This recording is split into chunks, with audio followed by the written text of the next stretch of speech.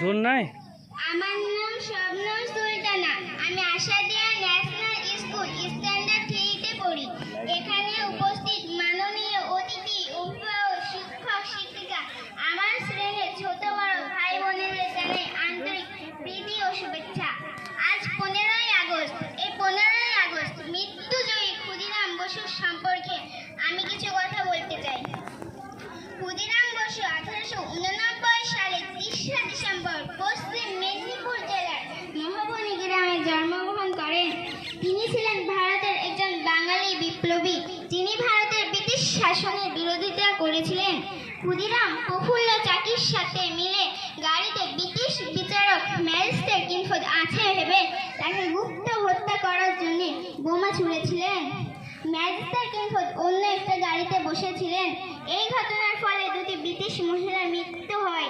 তাকে গ্রেফতার করা হয় এবং তার চূড়ান্ত ফাঁসির আদেশ দেয়। ফাঁসি হওয়ার সময় ক্ষুদিরামের বয়স ছিল